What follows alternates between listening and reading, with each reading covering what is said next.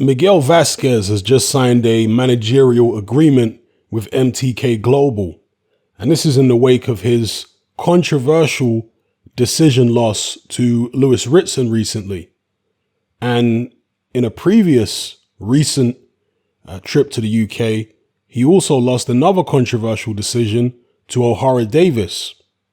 So I guess Miguel Vasquez is thinking if you can't beat him, join him. I'm not sure if Lewis Ritson's with MTK, but I know O'Hara Davis is.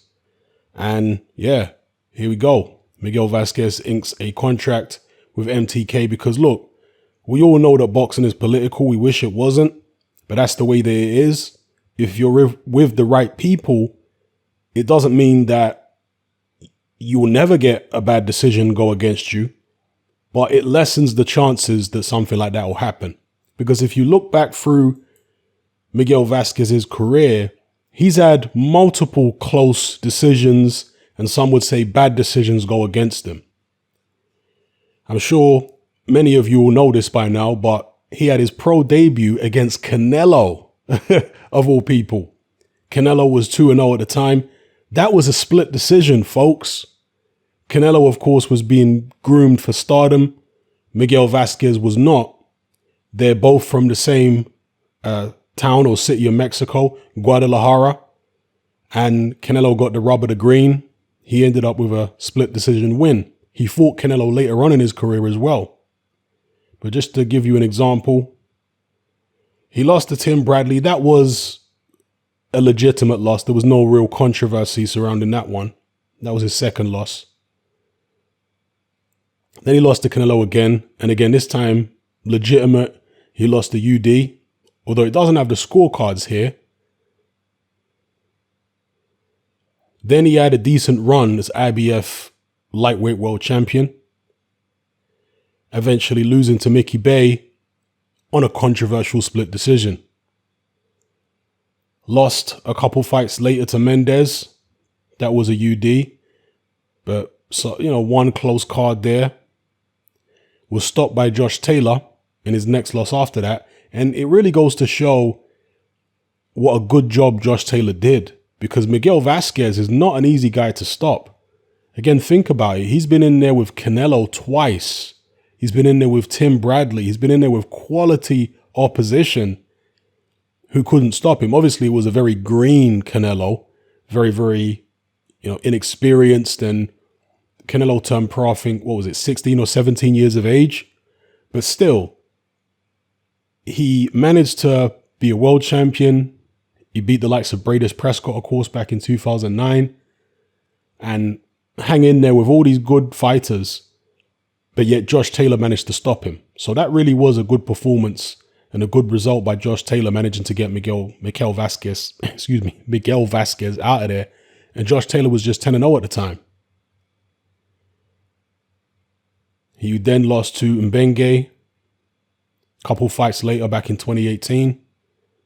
Then the controversial loss to O'Hara Davis. So you can see he's picking up a lot of losses in recent years. But some of these are controversial losses. The 2 stoppage losses you can't argue with. But the Davis loss you can definitely argue with. O'Hara Davis himself, after the fight, when they were both in the ring, he held up Miguel Vasquez's hand as if to say, Miguel deserved to win, not me. And O'Hara Davis was shaking his head after the result was read out. He lost this fight here. I didn't see this one against this guy whose name I won't try to pronounce. And I didn't actually watch the Lewis Ritson fight, but Eddie Hearn came out and said that there's no way Lewis Ritson won. So if the promoter of Ritson is saying he didn't win, and Ritson's a pretty good, obviously there's no tickets being sold at the moment, but generally Ritson's been a good ticket seller for Eddie Hearn. And if Hearn is saying that one of his best ticket sellers or one of his good ticket sellers lost the fight, then you know he lost the fight. Because Eddie Hearn will try and make any case, just like most promoters, that their fighter actually won. Some promoters are worse than Eddie Hearn for doing that. But nonetheless, that's generally what promoters will do. Eddie Hearn didn't do that. He said Ritson blatantly lost the fight. So he's been hard done by. Hopefully, now that he's signed with MTK, he'll start getting the rub of the green a bit more. than he has done in the past, which not difficult to get the rubber to green more than he has in the past because he's never got it really. Let's see what happens for the remainder of his career. I think he's still viable. He's still got something in the tank. He's boxing at 140 pounds now. Could he still make lightweight? Incredible. He's only 33 years of age. I thought he was much older than that because he's been around for so long. He must have, like Canelo Alvarez, turned pro at a very young age. So Canelo's 30. Vasquez is only 3 years older. Okay. And despite the fact he's only 3 years older, they both turned pro around 140 pounds. Vasquez was actually heavier than Canelo for that fight. Isn't that crazy?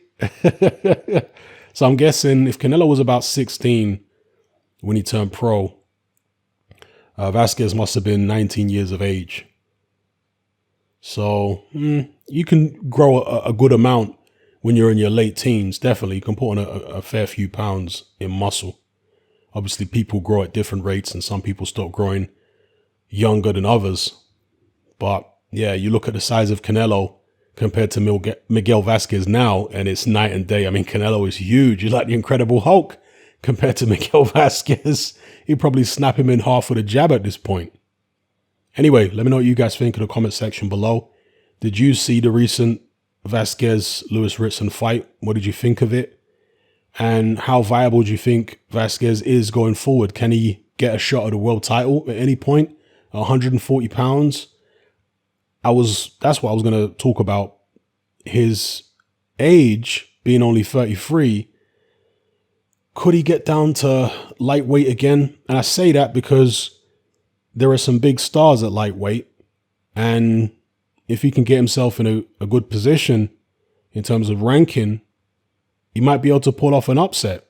I know the judges have always gone against him, but even if he doesn't pull off an upset, maybe he can get himself a better payday at 135 pounds than he can at 140. Because at 140, I just think the guys are going to be too strong for him at world level. But we'll see. Let me know what you guys think in the comments below.